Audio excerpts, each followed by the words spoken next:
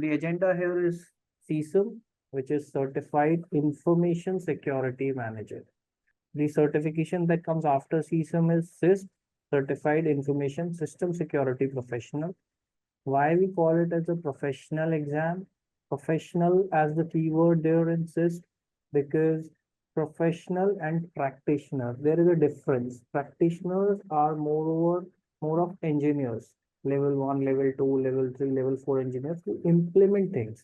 But professionals are the one who guide, who show the path, who takes the decision and let the practitioner know that okay, how this needs to be done, and the person will take the due care steps. They are the practitioners.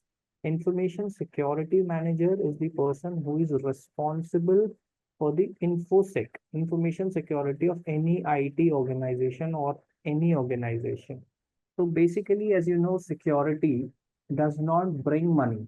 So people and the top leadership in few organizations, however, this has changed lately from many years. Security, people see that it burns money. It is not bringing any revenue until and unless it is a product-based company which is into security products and they build their products for say Akamai or Cisco or Cloudflare or Palo Alto, who builds their products and sells their product. So for them, it is a revenue. But other companies who are buying a product and they are putting it, they see that they are burning money. But it is not the case. Security is more of like how much they can prevent. Because once in any organization there is an attack, millions of dollars are lost. So basically, security is to prevent. And the InfoSec manager is the person who is responsible for the security. We have to very carefully use the word responsible in terms of security. Security is the responsibility of every person. Every individual is responsible for security, but accountable. Who is accountable are the person who are on the top of the ladder, who are on the top of the leadership. They are the owners, business owners, data owners. They are accountable for the security. So, this perspective should always be there. If you get a question or a scenario or a situation that who is responsible, everybody is responsible for security. Who is accountable is the top management or the owner of that particular data. So how an information security manager operates, what are the roles and responsibilities, we'll cover that in this course. Requirements, a basic knowledge of networking, IT, and cybersecurity principles. If we have that, we are good to study about this and appear for the exam. It is a highly reputed certification in the field of IT and cybersecurity, and it is good for people who are mid-level professionals who have good experience into IT and security and who are into the top leadership side or on the management side of the technical management side. So the certification is good for them. These are the topics that we are going to cover in. So there are 4 domains in CISM, domain 1, 2, 3, and 4. We are going to cover all the 4 domains, and these are the topics, first of all, that we will cover in domain 1, enterprise governance, and the topics. I have further all the topics step by step are also given. High level enterprise governance and information security strategy we are going to cover. Who this course is for? Anyone getting ready to take the CSM exam and wants to feel confident going in. So these slides and the content that I have made is for the people who want to gain the knowledge or who want to appear for the exam, who want to understand cybersecurity from a management point of view, not from a technical person. So both are skilled. When if we want to compare, is like why we are studying CSM, why we are saying that thing from the management perspective, are they are they have some more powers, are they more influential people? Nothing like that. It is just these are 2 separate domains. Engineers L1, L2, L3, L4, they are expert in their work. Managers are expert in their work. But from this particular exam point of view and how a manager thinks, we have to have that knack, like how a manager thinks. Suppose there is a situation and I put a question to an engineer and I put a question to a manager. So a problem. Maybe a router gets flapped every time in 7 days or 10 days. What an engineer will do, he will quickly respond with a different sort of answer. However, a manager will think differently. Manager will think that, okay, uh, instead of fixing this router again and again, let's just replace this router. But if it is cost effective, that is always in mind.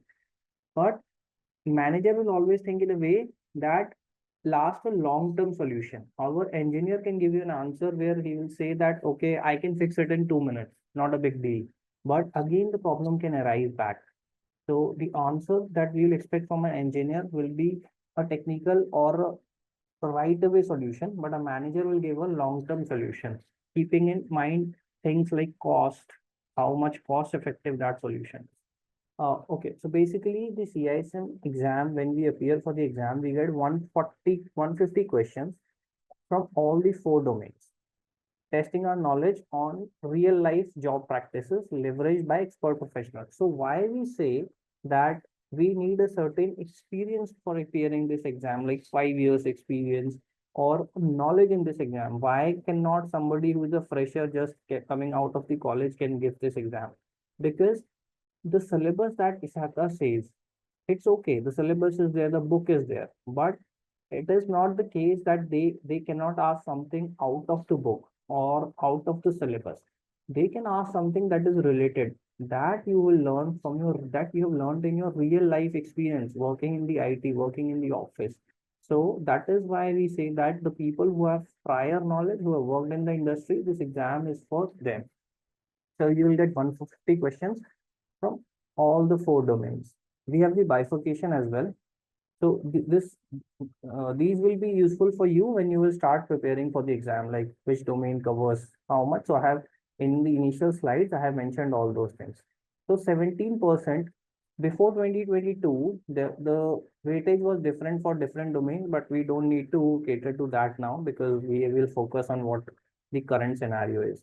So from domain one, we can expect 17% of question, which becomes around 25, 26 question. Okay. So that is also a good number. And we'll study the enterprise governance and the security strategy. Domain two is 20%. These are the topics that we are going to cover. You can review them whenever you want. There is no point discussing them right now. We'll cover them in detail going forward. 33% is domain three. It is a big domain as compared to domain one and domain two. It will take a little more time when we'll start covering. Domain one and domain two is lesser. Domain three is a big domain. And domain four again is a big domain and it covers 30%. So more than half of the weightage is from domain three and domain four, but all the four domains are equally important because if even if we talk about 17%, it comes around 25 to 26 question. That is a good number. So as I already told you that even Isaka suggests to read from multiple resources and they assume that person taking exam has prior knowledge based on the experience. So these are the I have mentioned in a little in brief, like what all we are going to cover, like governance, value, mission, policy. What is a strategy? What is a policy? What are standards? What is a CIA triad, NIST frameworks? What are different types of controls, physical controls, administrative control, logical control? So all these topics, maybe you will find that you must have come across all these things in your good experience. I'm pretty sure, but we will cover everything, assuming that we don't leave. So one of the most important tip that I give to everybody about this exam is the mindset. Right mindset is important because in the journey when you will start studying, when you will start preparing, when you will revise the things, it takes a little toll on the person who is preparing because when we are working and we have to take out time for the family and top of it we have to study as well, so it becomes a little difficult at times. So right mindset is important, and we the continuity is important, like 1 month, 2 months, 3 months, whatever it takes. At any point of time, if we get a negative thought like, okay, why even I'm doing this or why I'm writing this exam, I know the concept, my job is going fine, let's leave it. That should not be the case. Right mindset should is important, that okay, I will clear it and I will clear it. That should be the motto. You should never doubt your ability. Mostly what I have understood about this exam is it is a game of English. Means it is the game of English. By this, I mean to say that how well you comprehend the question, how well you understand the question. Like there are some keywords always in the question, like least, most, sequence, after this, first, last, later. So in the question, there are these keywords which altogether change the meaning of the question. If we skip these words and we don't pay attention to this word, we can take the wrong answer. So just read the question carefully, comprehend it well. If you have comprehend the question well, you don't need to read it second time and will save time. So it is a game of English, right? Mindset is important. And everybody says, even if you would have seen videos, podcasts, or other trainers saying that these infosec management exams, CISM says, think like a manager. I have already explained you initially that what do we mean by think like a manager? A manager will always means do not answer with the instincts of a techie, a technical person. Instead, like an infosec manager, manager always focuses on long-term solutions, not just quick solutions or temporary solutions, and the issue resurfaces again after few days. So that is what we mean by think like a manager, where we have to curb our instincts of a technical person. And so whenever we see a question and we'll read the options, there will always be an option which is right, but right as a technical person, and there will be another option that a prudent man, a man who is from the management perspective, who thinks from the management perspective and is a manager, that person will opt for that solution. Even though the first solution is also correct as a technical answer, but that will not be the right answer for this particular exam. This is an important message that I always like to convey. And when you start preparing or you practice the question, just keep this thing in mind. Now, these are the topics in the slides. Okay, governance versus management. What is the difference between governance and management? Governance is top level management, senior leadership, owners, board of directors, who has a bigger picture, who has a bigger vision. Management, we are the people as an engineer, as a manager who are running the organization, day-to-day operations. We are the management people. This is us. How do we reach the destination, the goal that has been set up by the top level management? So any organization runs on the vision and mission of the governance, the top level management. Whatever they will decide, whatever mission and vision they have, they will document that in a policy, and that policy is the guiding light that the entire population, people working in that organization follow. And in that particular strength, we have managers, we have engineers, we have admin people. So this is us, and we reach the destination, the goal that has been set up by the top level management. So board of directors, CEOs, CTO, all the managing directors, they are the person, or the board of directors, they are the person who are part of the governance team. They are ultimately accountable for anything. So let's suppose there is a big company, ABC, and uh, there has been a security breach, an attack on that organization, and suppose they lost $200 million due to that attack. Management people were responsible because they were the person who implemented the firewalls. They had the security admins, so they were responsible. But when they will give a press release and they will inform to the public outside, who will inform? Governance, CEO and CTO are going to give the press release. So they are ultimately accountable and answerable. We plan, build, run, operate as per the directives that are set by the governance, top level management, set by the governance to achieve the end goal, destination. Okay. Is it clear? Like, what is the difference between governance and management? Because both the terms are similar in a way, but the meaning is different. So, as we just discussed, governance and management. So, governance are the owners, and management are us who plan, who build, who run the operations, monitor everything, day-to-day activities, and then on the directive, based on the directive, we plan, build, run, monitor, and we give this information back, this feedback back to the owner. So that this is the chart, okay? Owners and management, just for you to understand the same thing that we have discussed over here. Now, approach. So there are many aspects in an organization, in a business, but here we will discuss everything just related to the security. Nothing else, just we'll talk about security in a business organization, in any company. So approach for security management.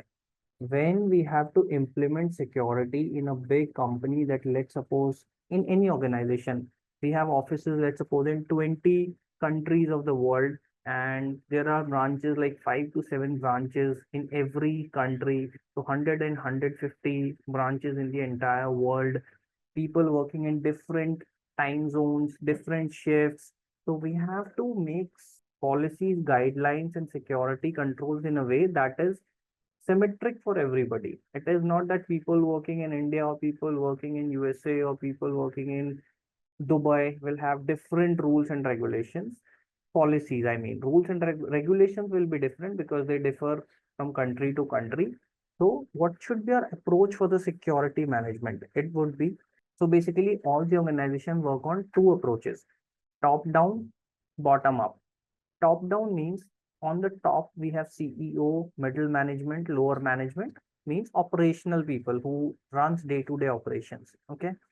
And the other one is where bottom up means from bottom, from lower management to the upwards. So Jeff, what do you think? Which approach, from your perspective, which approach is better? And then I'll let you know what this exam says, which is better. What do you think? Top down or bottom up? Which would be better? I'm sorry, I was on mute. I think top down is the better way to go because without the support of top down, you're not going to be able to do it as well from a bottom up perspective. Exactly. You are right on spot. So top-down management is mostly followed in all the organizations because it is a better approach, because we operate on the directives of the top management. If the top management does not support, then it will be very difficult to implement security controls in an effective manner. Because if I see that there is a gap and I go to my management and I tell them that we want this particular DLP solution to be placed in the organization so that we can protect people sending sensitive data on their personal emails, and the management denies that will be a problem. So you're spot on there. In few cases where bottom up approach is followed is basically in gap filling. So what happens? CEO and the top management, they have created a policy, let's suppose, for 5 years. Middle management is the managers who are operating, and the lower management are the engineers who are working, let's suppose, on day-to-day operations. So who will be the first person who will see any gap? It will be a person who is running the day-to-day operation. So they are the first one who finds out any gap. So in organizations, when there are meetings that happen, so meetings that happen that I have seen personally, is my opinion, the meetings that happen between managers, they usually talk on top level things. But the meetings that happens with engineers, they give the actual right feedback on ground reality. So the bottom up approach is basically for gap filling. If there has been a gap that has been noticed by in day-to-day operations, they will give that feedback to their manager. Manager will make the a document and will present it to the top level management. And if they agrees, they will say, okay, the CFO will pass the budget if they want a new device to be placed in. And then from top level management, it will again come down to the bottom. So bottom up approach is basically if somebody ask you or say if why it is there in organization, it is basically for gap filling. Okay. Let's go further. So this is a pretty simple topic. Every topic is pretty simple. It is just there are a lot of topics and we just need to remember all those and understand the concept. It is simple, I'll say. So here I have tried to explain the hierarchy of the top level management, who are the people who comes in the top level management. And this is uh, relative, I mean, this is important to know because we should understand that what is the hierarchy. Let's suppose You get hired as a CISO in an organization, and before you are getting hired, you should know that when you join, who is the person you are going to report to. If as a CISO they are going to make you report to the CTO, then you should be in a position to tell the HR that okay, I would like, and if I can report to the CEO, so that will be more effective. So let's discuss that. So this hierarchy, CEO is on the top, then we have CTO, Chief Technology Officer, Chief Information Officer, Security Officer, Information Security Officer, Chief Financial Officer, Finance Officer. So in many organizations nowadays, CISO reports to the CFO as well. That is also a good hierarchical structure. Why?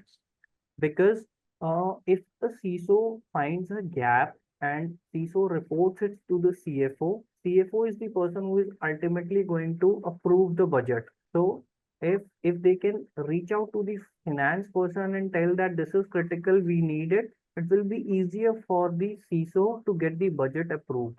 And why a CISO should not report to CTO in an organization is there can be clashes where if as a CISO you have identified a gap and you bring it to the attention of CTO, CTO can become biased and they can have their own interest, and that could result in a loss to the organization. So that is why we say that CISO in what is the best hierarchical structure? If somebody asks, it is report as high as possible, ASAP, report as high as possible. So as an infosec manager or CISO, we should report to CEO. That is the best hierarchical approach.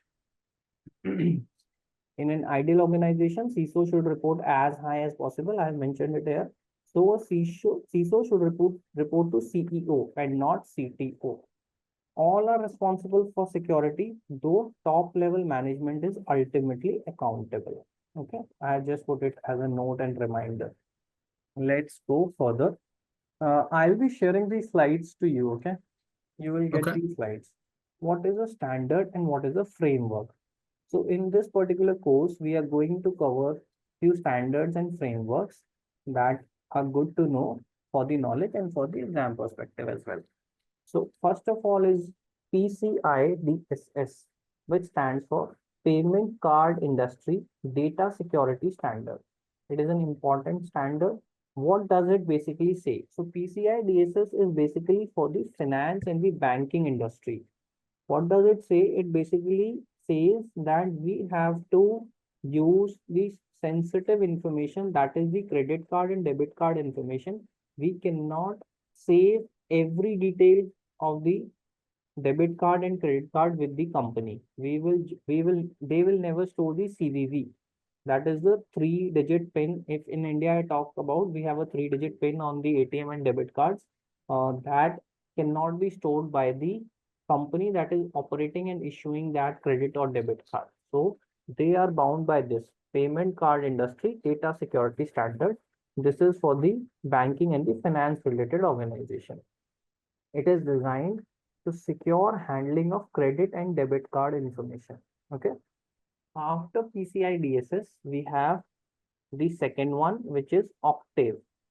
It stands for Operationally Critical Threat. Threat for T, A for Asset, V for Vulnerability, and E for Evaluation.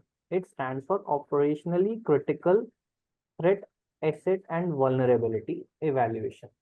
It is a self-guided risk management framework that organization use to assess their own security risk. So in a particular organization, if I have to do the risk assessment, I will use this Octave framework.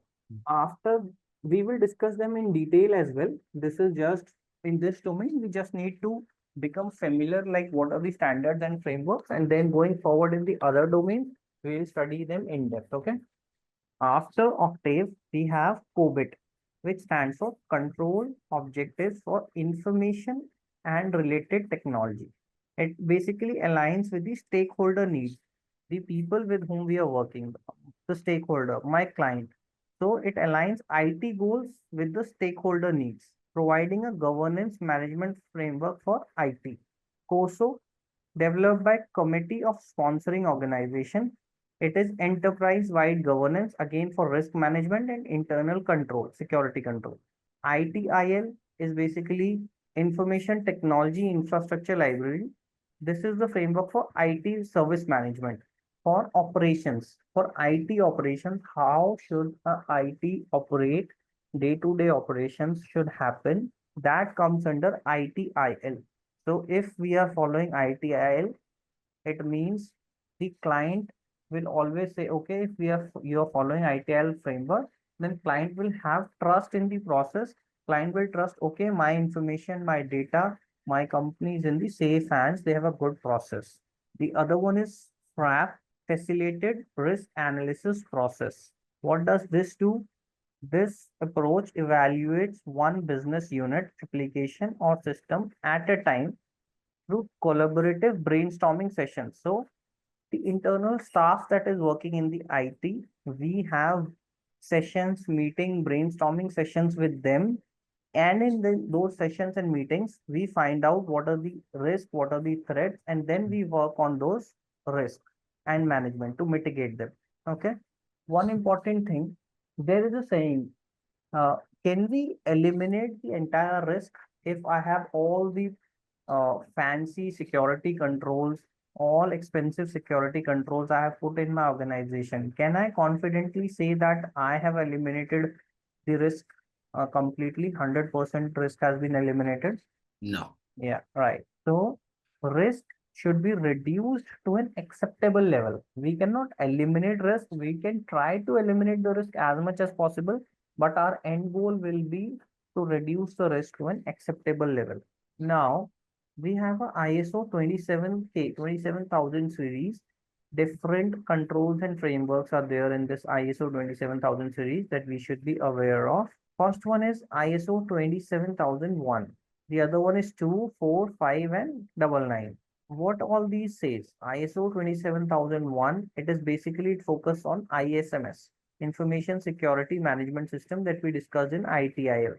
And it follows the PDCA, Plan, Do, Check, and Act model. What does ISO 27,002 says? It gives 10 key domains within ISMS. So when we talk about ISMS in 27,001, this particular domain 27,002 talks about practical guidance on how these should be applied. Then we have 27,004. It defines the metrics and methods for evaluating the effectiveness. And so the ISMS model that we are following in IT operations, this particular domain defines the metrics and methods for evaluating how well my ISMS is working. So it is kind of a performance metrics 27,004. 27,005, it provides us a structured standard-based framework for managing infosec risk. How to manage the risk in the organization. It provides us the structure and framework for that. The last one is 227799, which outlines how to safeguard the PHI. PHI here stands for personal health information. Health is the keyword within healthcare environments. Protected health information. Okay. Not PII. PII is personal identifiable information. We are here talking about 227799 talks about PHI. How to safeguard the PHI. So these are the domains that we should be in the 27K series we should be aware of, and we'll study them further in going forward in the other domains. There is a concept we hear in the IT world called as defense in depth. What is defense in depth? Defense in depth basically is a layered approach of security. Means where we have one layer of security, if that is compromised, we have layer 2. If that is compromised, we have layer 3. We can think of it like in any country, they want to protect their borders, their sovereignty from attacks from a neighboring country. So they will have layered defensive approach. If layer 1 is broken, then they have layer 2, layer 3. Similarly, in security world, we have a defense in depth, which we can call as a onion defense as well, like a onion which has multiple layers. When we peel it, there are layers and layers inside. So that is called as a defense in depth, layered defense or onion defense. And for like this diagrams tells us we are protecting data, we are protecting application host. So first of all, on the perimeter I have perimeter firewalls. If the perimeter firewall is not able to stop an attack, then we have network based firewalls that are placed. On host level we have security, we have antivirus, we have DLP installed, we have DRM solutions in place. So if even that is breached, then we have application layer firewalls, WAF solutions are in place. For data itself, we have different types of security for data at rest, for data in transit, for data in use. So that is a layer defense where on every layer, on every stage, we have different type of security solutions in place to protect the data. So multiple overlapping security controls to protect an asset. Asset can be a so asset can be anything. A human resource is also an asset. Computers, laptops, documents, everything is an asset in an organization, including the people working there. To get to a data center, for an example, for layer defense, let's suppose I want to reach to the data center. Then we first of all we choose to find where the data center should be, where the data center should be placed. From there itself, the security comes in picture. I will first decide that I will not put the data center in a place which is accessible by everybody. So even when I am entering in the office, I'll never place my data center in the very entrance room, or when I step into the office, the data center will never be there. I will always place my data center in some corner that is not accessible by everybody. And even if we have to reach to the data center, we will go through different security. Like first there will be a locked door, then there will be guards sitting over there, then there will be man traps where only one person can go inside and they have to punch their card. So different type of security I will put in place to even if I have to reach to the data center. So that is an example of a physical security. So we have admin security as well. We have logical security that I just talked about in this diagram where we have different type of security controls at different layers. Okay. So if we have to reach to the data, then we have to go pass through firewalls, routers, switches. No single control can protect an asset. So all the different types of control, physical control, logical and administrative control together helps in protecting an asset. What are administrative controls? Means we'll study them later. Administrative controls are like who will have access to this data, the credentials will be created for a person, least privilege, who should have access to this particular, not have access to the data, a hiring policy, a termination policy. So those are the administrative controls. So all these three controls together works to protect any asset. So that is defense in depth. Then we talk about the security governance principles. On what principles security governance operates? On very top, we have values. Then we have vision and mission of the top management, the governance. Then we have strategic objectives, or we can say technical objectives.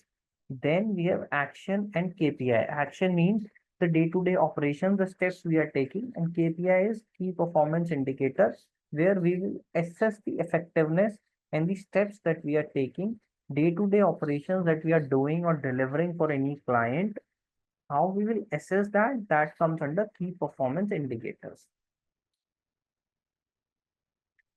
Is it going fine, Jeff? So, okay, these five principles that I have mentioned over here, we are going to discuss them. What is a value? Value is ethics, ethics of an organization. They are important they because of the ethics we have a reputation. If reputation is compromised, then I mean, there is a loss for the organization. Let's suppose there is a company who do not treat their people well, the a wrong message will go in outside, and people will avoid making terms with that particular company. People will, uh, I as a technical person or a person who is seeking a career, people will avoid that organization. So ethics and They are the guiding principles. Beliefs. What is a vision? Vision is a clear picture of what we aim, where we stand right now. We should have that understanding, and what we aim. That is, vision is the aim to become or achieve in the future. Mission is the purpose of our organization, what we do and who we do it for. Okay. And strategic objectives, the key goals that outline a path forward and help us move toward the vision. So this is the vision that I have. Strategic objective will tell us the steps that I am going to reach to this vision, this destination. And what are actions and KPIs? The specific steps we need to take. The due diligence we have done so far, that okay, I have done my research, I have this is what I'm going to do, this is what I'm going, how this is how I'm going to do it. But actions and KPI is the due care, we can say, the steps that we are going to make the progress.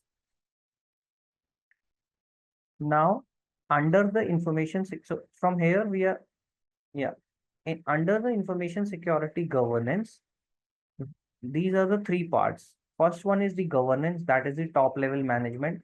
Here we make policies, the vision, the mission statement, and we make it once in 3 to 5 years. We do not make policy by the top level management. They are not going to make policy every month or every 3 months and confuse the entire organization. So high level meeting, high level people do the brainstorming, they set a vision and mission, and they make a policy for next 5 years what they are going to do, or for next 3 years what they are going to do. So strategic plan is always long term, and we should review it annually. At least review it annually, not renew, review it annually. And this is set for 5 years, maximum 5 years. It can go to 3 to 5 years. What's the strategic plan? Then we have a tactical plan. These are the 1 year plans. Like in next year, what projects we are going to pick, what new things we are going to make, new application that we are going to introduce in any product, and how that thing is going to help the clients, how that will help to bring more business. So they are the tactical plan, and they are for 1 year. And in these tactical plan, we can talk about, okay, for next 1 year, how many more resources we need to hire, what kind of resources we need to hire for a particular project, how much budget I am going to allocate. And after a fiscal year, after a 1 year, we will again make a tactical plan for the next year. So these are done by the management, the people who are running the operations. What is staff? They are the person who are operating at the layer 3 at the bottom. And these are updated frequently. Updated frequently means they can be updated weekly as well. Like a meeting taken by a team lead, where a team lead assess how many tickets came into the bin in last 1 week. Were they resolved successfully? Did we miss any SLA? Okay. If we missed any SLA, how can we improve the process so that we do not miss the SLA in the coming tickets? So that particular team lead can set up a guideline and float it in the entire team. So that are the operational plans that are updated frequently, even weekly or monthly. But strategic plan is reviewed annually. It is for 3 to 5 years. Tactical plan is for 1 year. Again, so this is the topic, information security governance. In the slides, when the topic is same, I have kept it on the top. Okay. So we are still continuing with information security governance, and we'll study about policy, standard, guideline, and procedure. What is the difference between all these four? Policy is a general management statement, a vision. Standards are the mandatory controls, regulations, legislations that we need to follow. Guidelines are recommendations and the best practices. Procedures are the step-by-step instructions. We'll discuss it in detail. What is a policy? First of all, we have to understand the keyword mandatory. Policies are mandatory in nature. They are the high level documents that talks about vision and mission of an organization based on the ethics, moral values, what that particular organization thinks, how they want to operate. Based on that, they will create a policy. It's a high level document that provides general directions, directives without going into specific technical details. For example, in the IT world, a policy might mention the need for patches, updates, encryption, but it won't specify which operating system to use, what type of encryption to use, which should be the vendor that we should work upon. So it is just a high level document. It is not going into specific technical details. So policies are generally strategic in nature. They are not changed frequently, not updated often. We have already discussed this. Policies can be classified into three things. Regulatory policy, that is based on the regulations of that particular organization or the industry standards. Advisory policy are the acceptable and unacceptable behavior within the organization. So, whenever I am joining a new company, I get certain trainings that I have to review, and I have to complete them. In that, I read about the advisory policies where I'll see that, okay, you cannot share this particular data. This data is critical. You cannot take the laptop to home, or you cannot transfer some files. So those are the advisory policy, or you cannot bring your pet into the organization. So all those kinds of advice comes under advisory policy. What is the informative policy? These are intended to communicate general information where we are giving information about something. So those are the informative policy. Basically, this is not uh, in the syllabus. I have just mentioned it, that what kind of policies are there in any organization. But when we think of policy, you should just understand that they are mandatory. First keyword, they are strategic in nature. They are based on the mission, vision, ethics, and morals of the top level management. They are the directives based on which we create procedures, standard, and the middle and the lower level staff works. Going forward, what is standard? Again, standard is also, are you able to read it, or the font is small in this particular slide for you? No, that's fine. I can see it. Okay. What is a standard? So first of all, we have studied about policy. After policy comes the standard. Again, standard is mandatory in nature. Policy talks about high level thing. It does not go into the technical details, but standard provide detailed and specific requirements. Like we talked about in policy, that we will not tell you what OS or what kind of encryption you are going to use or what kind of devices you are going to use. But a standard will define exact technology or configuration to be used. Like if I want to use switches in my company, they will be HP or Juniper switches. Laptops would be MacBooks or Dell. How much RAM would be there? All those things will be in the standards. From where do we make the standard? We translate the high level policy into enforceable technical requirements. From the policy itself, we go one step in detail now. My top level management has told me buy switches, buy routers, buy firewalls. My in standards, I will discuss like what switches, type of OS will be there, what type of encryption method I am going to use. So that comes under the standards. Policy is strategic in nature, standard is tactical in nature because it talks about technical details in at minute level. What is a guideline? Guideline is non-mandatory. So policy and standard is mandatory, but guidelines are non-mandatory. Like a guideline issued by, we see that these are the guidelines, these are the set of instructions that you can follow and you may not follow. So they serve as a recommendation or best practices. So this is the keyword, non-mandatory, recommendation, and best practices.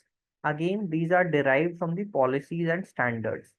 They offer suggestions how to implement policy and meet standards effectively. So, let's suppose, um, for an example, I have to upgrade my firewall.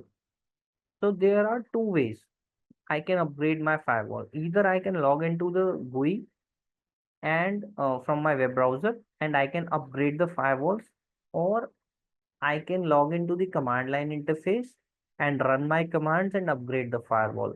So a guideline can be, uh, when you upgrade the firewall, upgrade it via GUI. So that is a guideline. But if I am good on the command line, I can go to the command line and do the upgrade. So that is not a mandate. It is just a guideline that do it from firewall, do it from the GUI. It will be easy for you. But if somebody has more grasp on the command line interface, they are good to go and do it from there. So guideline is just a best practice or recommendation. It's a suggestion.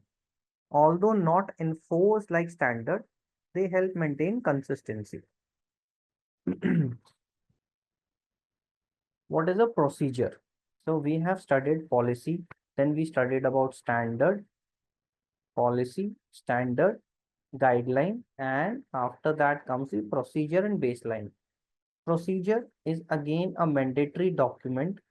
It provides detailed step-by-step instruction for performing a task.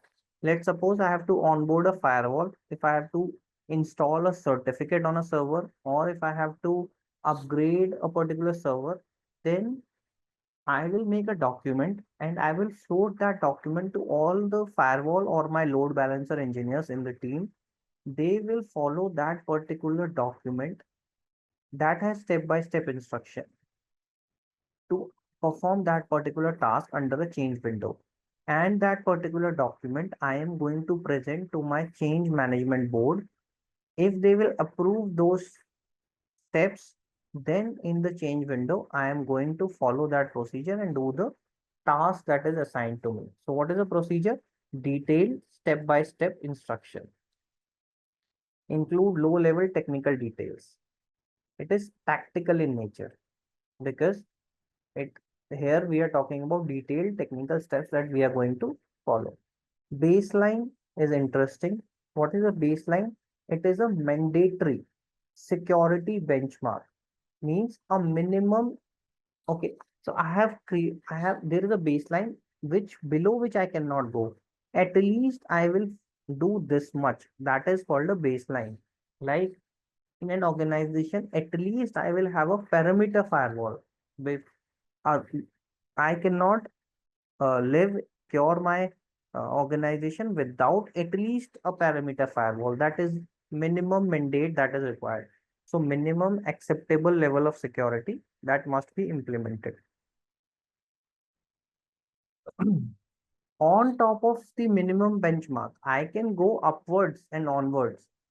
There is no stopping for that. If we have budget, if we can go on top of the baseline, but at least we have to we should have the minimum acceptable level of security that is defined under the baseline.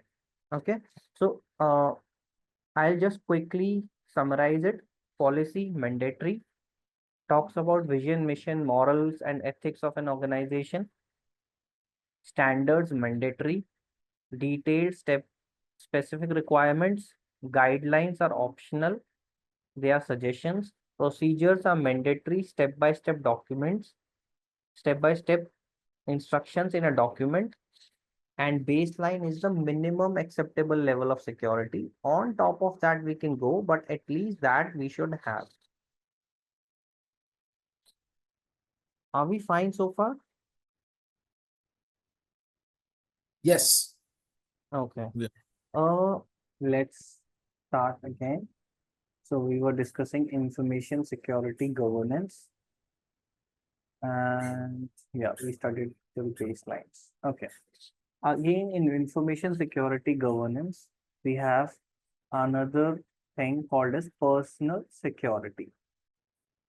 So what is the weakest link in when we talk about security in any organization? Who is the weakest link? People. Yeah, people are the weakest link, right? Because whatever security controls we put in, at the end of the day, it is the people who are managing those devices and who are operating and who are working in day-to-day operation. The people are the weakest link. Mistakes or the breaches that happens and by the people, they are not intentional. Mostly they can be intentional in few cases, but mostly they are not intentional. So as an organization, we need to train people and raise awareness. So there are teams in companies, there are event organizers, there are people who runs the infosec campaigns, where you must have seen certain emails coming in on a daily basis, where we get emails related to phishing or trainings that generate awareness about the uh, things that we need to follow in an organization, do's and don'ts in an organization, how to uh, prevent ourselves from any security breach that can happen by our mistake.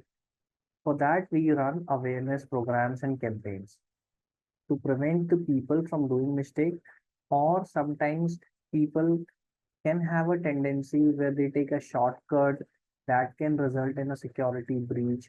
So we train them by doing these awareness programs. So what so we there are things like awareness, there are things like training, and we have a thing called education as well, but that is not covered in CISM. So educational training, education is a long-term goal where we are investing in a person for a long term, like we are sending a person to do higher studies, let's suppose for 2 years in a particular domain, and we tell them that okay, we are going to sponsor this for you. You go and study and then come back and help the organization, and we sign a bond with them. So that is education, that is long term. Training has a shorter duration where we tell or we train people or we sponsor certain certifications for them. Let's suppose for 3 months, 6 months, where we tell them, okay, get yourself skilled up on this particular technology, this device, get certified, we reimburse that for you. That is training. Awareness is basically uh, focuses on changing behavior. How? When we run the campaigns, awareness programs, we have certain videos and trainings that are gamified, that are interactive, that the people takes those awareness program and training, and we are trying to change their behavior so that they do not make mistakes. Behavior in the sense that we'll tell them if people have a tendency that they do not lock their system and they go on a break. So we have awareness programs where we tell them that they should not do this thing, or as a manager, I'll take some steps where I'll say, okay, if somebody goes on a break or is roaming in the office and he or she hasn't turned off the system, hasn't locked the screen, they will throw a party, they will give burgers and pizzas to the entire team. So certain things like this where we make them aware that how these things are critical and these are the best practices that we should follow. So the agenda of the awareness is to change the behavior and the tendency by making them familiar or enhancing their knowledge about a thing. If a person does not have knowledge, then they will definitely make the mistake. What is the training? Training purpose is to increase the skill set. Awareness purpose is to change the behavior. And aim of providing training is to enhance the overall. So once the person has a skill set and is now has more knowledge, then the overall productivity will improve. So training focuses on skill set, awareness focus on changing the behavior. In this security thing, we have the third thing that comes are the hiring practices. Whenever we hire a person, so we have admin controls, administrative policies and controls where we have defined that we will run the background checks. We verify they are means the person who are we are hiring. They are who they say they are. So this is what we are doing in the backgrounds, BGVs, background verifications. We do a reference check with the ex-managers or the people with whom they have worked in their past organizations. So we want to make sure that yes, this person is a legit person. He has worked in the corporate, he has worked in this organization. We'll check with your managers. We will get the forms filled where we take the numbers and email addresses. Then we check the criminal records that this person does not have a criminal record. If we hire without these BGV and I hire a person who is a who is a network engineer, let's suppose, managing the panorama firewall, and he shuts down the firewall or deletes the server, then all my entire operations will get compromised. So we cannot hire such people. So that is why these hiring practices are important. Signing of NDA means non-disclosure agreement, that even when we have hired you or you are leaving this organization after working, let's suppose, for 2 years, you are not going to disclose the information that you have gathered while working with us to any third party that you're going to join. So those are the non-disclosure agreements that we get signed. What these BGVs and all these things that we are doing here in the hiring practices, they come under the admin security controls. Then we have employee termination practices. This is very important as well. Suppose how we are going to say goodbye to a person who is leaving the organization or who we are terminating. So if we are terminating somebody, the employee will be disgruntled, they will have grudges, they can do something stupid. So we have to terminate them securely. In case employee switch a job or we are planning to fire the employee, we have to terminate them securely. Let's suppose we are going to fire an employee in next 15 days. So will I revoke all the access today of that person who is we are planning to fire after 15 days? No, because another 15 days that person is going to be in the organization. They can do something stupid in that or something wrong in those 15 days. So we as a HR team, as the policies that are defining the HR infosec policy, we will make sure to shut off the access on the right time, not too early, not too late. Because if we take a lot of time, then also there can be problem and that person can do something wrong. So we will make sure that we shut off the access, we revoke the access or at the right time, not too early, not too late. And we will have a feedback form. And once that person is terminated, we have a checklist where we say that hire or no hire in the future. So even if the person is coming back in the future and trying to get into the organization again, we will check all those forms, whether what happened when that person left last time, have we marked him as a restricted or a no hire person, or we have blacklisted a certain person to join the organization? So all those things can come under employee termination practices. So this is also important. And the HR VP and people who are on the top of the ladder in the HR people, they make these policies and they make sure that these are followed and are in practice. Next, we have vendors, consultants, and contractors. So in the organization, we work with different vendors as well. We hire consultants and contractors as well.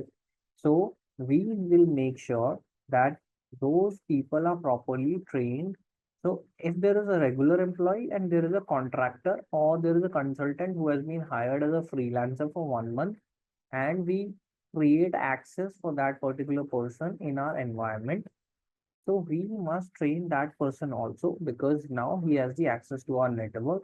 We must train them to handle the data securely, because they are not that liable as a regular person is. So we need to train them as well in a proper way. Their systems should comply with the organization security policies and standards as well. They should be symmetric. The security policies and standards should be same for all. It is essential to ensure that they follow the same security expectations as internal staff. Okay. So whenever we are working with vendors or consultant and contractors, same policies and standards and same level of security should be marked for them as well. Outsourcing and offshoring. Many a times companies outsource their work to some other organizations. Let's suppose there's a company who will outsource their network infrastructure, management of their network infrastructure to XYZ, let's suppose HCL or a TCS or any other organization, and they are the one, their engineers are the one who are managing the operations. So whenever we are outsourcing and offshoring, we are delegating the work to somebody else. It can offer cost savings because if I hire people in my environment, maybe I might have to give them and spend more. Instead, I can crack a deal with a service-based company where they can offer the same thing with good SLAs to me, where I can save the cost. But whenever I am outsourcing my work, I am increasing the risk. So banking, especially in the finance sectors and the banking organization, they have their in-house team. They do not most of the time outsource their work or the cyber security part. They generally do not outsource that. Companies uh, make sure that they are not outsourcing their R&D departments, their cyber security, core security work to the third party because it brings the significant risk. A comprehensive risk assessment must be conducted before engaging with a third party. So when we talk about risk, we will study that further. Whenever we talk about risk assets, first of all, we identify what a risk is. Then we analyze. After identification, analysis comes in picture. After analysis, risk treatment comes in picture, where I will decide whether I want to avoid the risk or I want to transfer the risk. And after the risk treatment, so risk identification, analysis, and risk treatment. These are the three things. Now, going forward in the information security governance. So, this particular thing, after policy procedure baselines, we talked about what is personal security, how we raise the awareness, training, what should be the hiring practice, what should be the termination practice. In if I am outsourcing my work, what should we do? If I am working with a vendor or contractor, what should we do? Now, I have run a awareness campaign, a program, and all those things. Now, just doing these programs is not enough. How will I get to know how effective my program was? Did it make any change? Did the behavior of the people actually change or not? How we can measure that? It is, let's suppose, before running a phishing awareness campaign, 100 people in my company clicked the phishing email. They were prone to leak the sensitive data or get hacked. So, after running the awareness program, what happened? So, if the number of reported incidents increases and actual incident reduces, means let's suppose now the people in my organization have become more aware. So whenever they see a phishing email, they are able to identify, okay, this email looks like a phishing email. This does not come looks like it is coming from a legit source. So now they are aware. What they will do, they will report that to the infosec incident team, and infosec incident team will say, okay, nowadays many people are reporting incidents, so means they are aware now and they are not clicking. So after the awareness program, only 10 people click that phishing email campaign. So they will run the campaign, the internal team will run the phishing campaign, they will launch phishing emails, and they will say how many people are now actually clicking that. So if the incident reduces and more people are reporting the incident, this way, I am going to measure the effectiveness of a program. Okay. Also, to make the awareness programs more effective, we can use techniques such as gamification of the programs and make them more interactive. Then, after information security governance, the next topic that we are going to study is gap analysis. What is a gap analysis? So, first of all, in gap analysis, The very first thing that comes is assess the current and the future state. What is the gap between what is right now and what should be in the future? Define where we currently stand and where we aim to be using measurable indicators. Measurable indicators mean quantifiable indicators where I can quantify.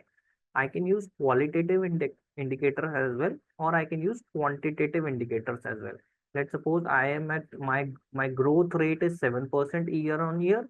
I want to go on 10% year on year growth. So my current state is 7% and my future state in the next fiscal year should be 10%.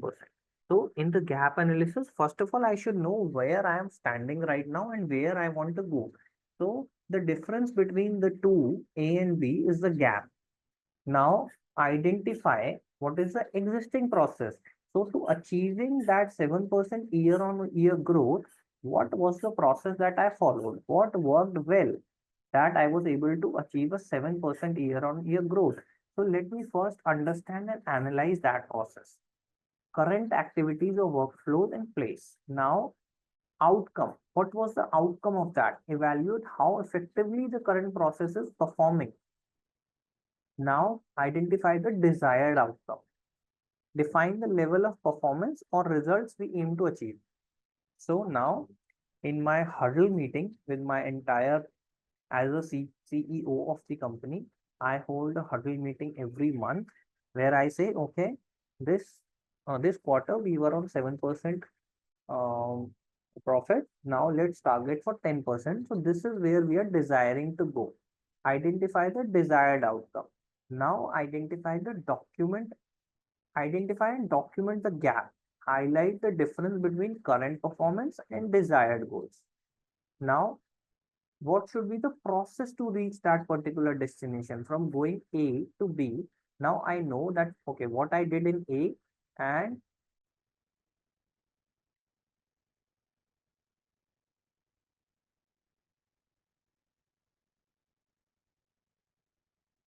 what I did when I was at A, 7%, I have identified the process, what how effective it was. I have analyzed everything. Now I want to be at B, 10%. What steps I want to take? What is the gap? This difference, how can I fill that? I will identify and analyze that. Identify the process to reach the desired outcome. What changes in my current policy and procedure I should make, and what target should I give to people so that we can be at 10%. Now, develop and prioritize requirements to bridge the gap. Create and rank the necessary tool, process, changes to close that gap. If I want to reach at 10%, okay, I need more workforce. So I will hire more skilled people, right? Whatever is required from going 7 to 10, I'll take those steps. So these are the 3, 4, 5, 6, 7 steps that we are taking in the gap analysis. So till here, on the first 6 steps, I was identify. I am identifying, analyzing, I'm researching, I'm documenting. So this is called due diligence. So this is a very confusing concept that people generally get confused with. This is the best example. Due diligence, where I'm researching my steps, my analysis, that is due diligence. Now, here in the last step, what I am doing, I am implementing the tools, I am taking the actions, I am working to fill that gap. That is called due care, where I am implementing is due care, where I am researching, analyzing is called due diligence. So with that, under gap analysis, this is the example for due diligence and due care. We'll cover that going forward as well. So, but this is the best example where we have this keyword identify everywhere. Gap analysis. Another example we can take. So if our goal is to reduce security incidents within the organization, we can begin by performing a gap analysis. This helps us to identify in the gap analysis. First thing is the current state, point A, point B, where I want to be. Based on these findings, we implement security awareness program to influence employee behavior, which in turn should lead to fewer incidents.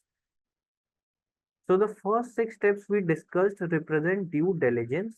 This involves identifying, researching, planning, strategizing. Final step where we implement, the keyword is implement, it represents due care, which is taking action based on the analysis. So analysis is diligence and actions is the due care. As we have already discussed in IT security, focus is on how many intrusions we can prevent. Sorry.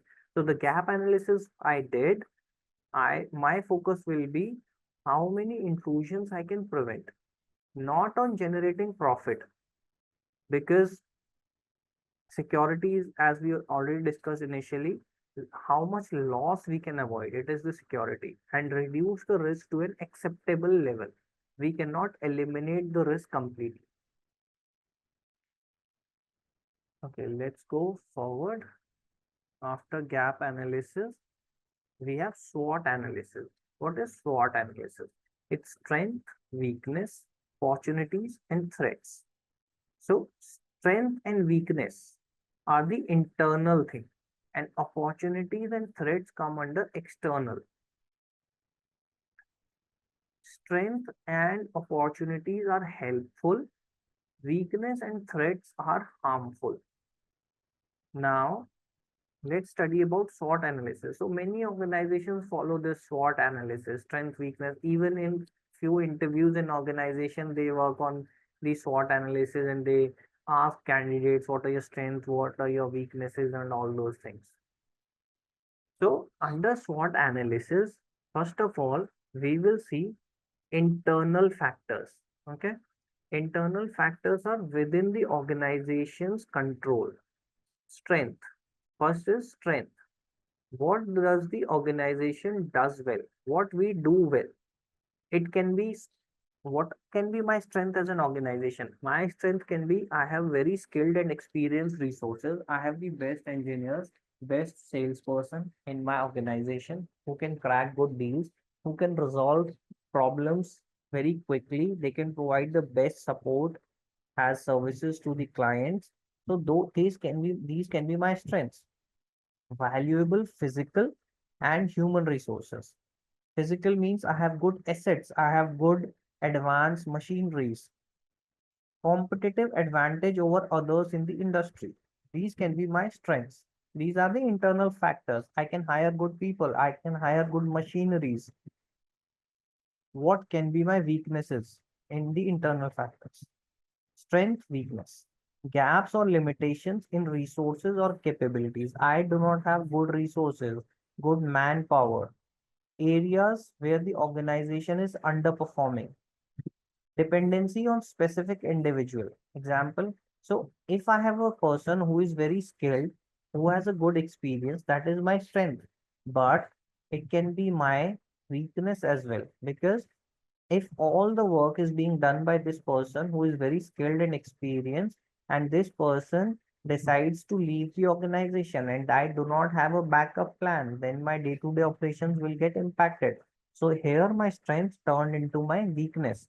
If only one person can perform a critical task, it becomes a risk.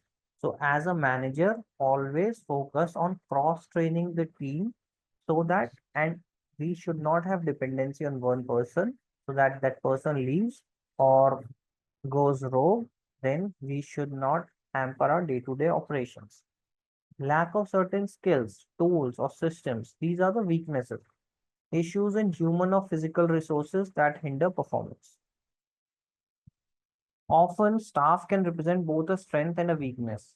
Highly skilled individuals are an asset, but if their knowledge is not shared or backed up, it can pose a vulnerability as well, that we have already discussed.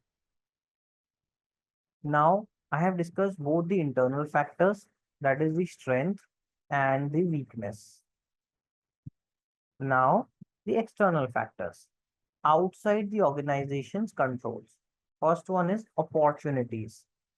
Favorable external elements that the organization can leverage.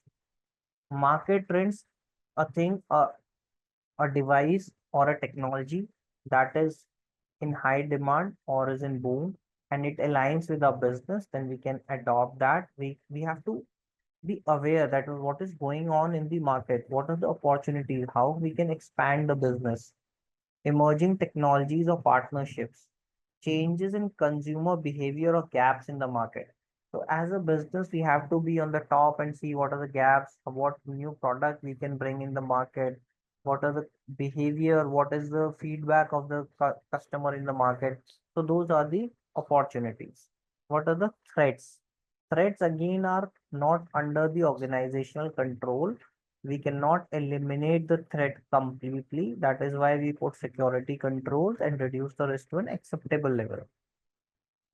External factors that may negatively impact the organization, like there are, again, it is outside the organization control, because if there is an economic shift, let's suppose there is instability in the country because of the diplomacy or politics, and the companies, foreign companies, they do not want to invest in my country. So that is something not in our hand, right? Economic shift, funding cuts, or financial instability. These are the external threats. Changes in the legislation. If government issues a new rule or regulation which causes issues to us. If let's suppose I was exporting all my products to XYZ nation, and my legislation or my regulation brings a law where they say that okay, we will not do business with this XYZ nation. We cannot export anything. We cannot share data. So now that is not in our hand, right? So any change in the regulation, economic shift, funding cuts, financial instability, political or global event that affect our operations. So these are the things that come under SWOT analysis: strength, weakness, operation, opportunities, and threats. Two are under the organizational control, two are not under the organization's control. Now we talk about OPEX, CAPEX, and fiscal year. What is OPEX? It is called operational expenditure.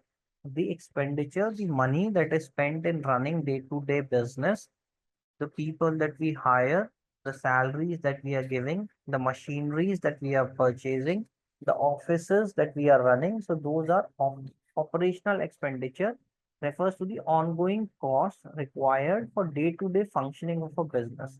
These are recurring expenses. Example, paying for cloud services, software subscriptions, like or taking a AI subscription for a chat GPT, or utilities, salaries, or outsourced IT support. So these are the things that are required to run the operations daily. What is CAPEX? So when we shift from on-premises infrastructure to a cloud-based solution, we are shifting from CAPEX-based business to an OPEX-based business, right?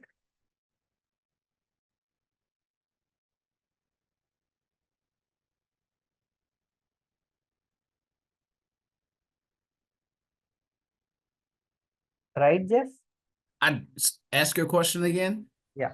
So we are discussing what is OPEX and what is CAPEX. We say OPEX is an operational expenditure and CAPEX is a capital expenditure. So when I say, okay, let's suppose I do not want my data centers and my servers and infrastructure to be placed in my at my place. I want to outsource it. I want to give it to a cloud-based company. I want to give I Oh, want to outsource it to Amazon, let's suppose. So I am shifting from a capital based expenditure to an operational expenditure. Is that statement yep. correct? Right.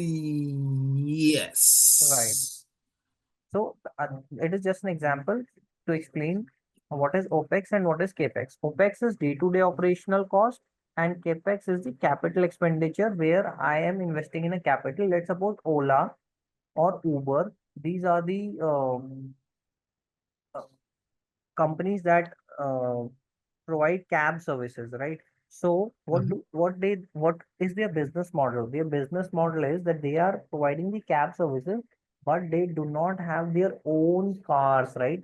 If they have invested straight away in the cars, they could have made loss. So what they did, they said that okay, we are just providing a platform where we can book the cabs, but the cabs are of the drivers itself. The company is not owning those. So they have transferred the risk as well. They have made good money as well. So that is an OPEX based approach, not a CAPEX based approach where they are on the front line, they are investing on the capital. So capital expenditure refers to fund used by an organization to acquire, upgrade, or maintain physical assets such as equipment, building, technology, infrastructure. This investment is one time and a long term investment. Example, purchasing servers, firewalls, data center infrastructure. But the value of these assets gets depreciated over time. So now you understood what is OPEX based operations and CAPEX.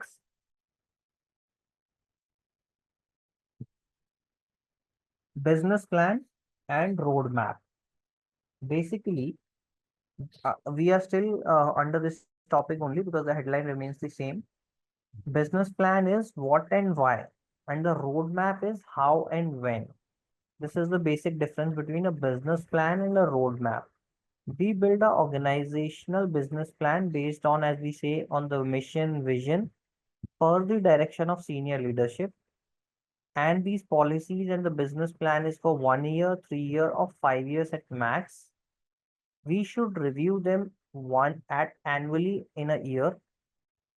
What is a fiscal year in IT? Fiscal year is called the financial year. A fiscal year FY in IT in the business context refers to a 12-month accounting cycle for budgeting, financial planning, performance tracking.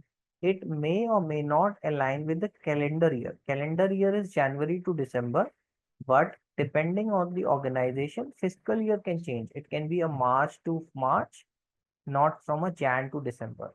So this is called where the finance and the planning and the performance tracking, or we can say it's the accounting period. In short, fiscal year is the accounting period of an organization. So three things we discussed here: OPEX, CAPEX, and fiscal year. Now, what is a KGI? What is a KPI? And what is a KRI? Um,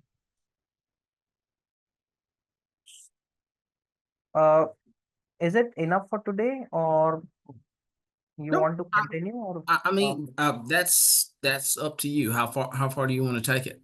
okay? So Because let's cover this topic and KGI, KPI, KRI, and then we'll start with the next topics from tomorrow. okay, yeah, that's fine.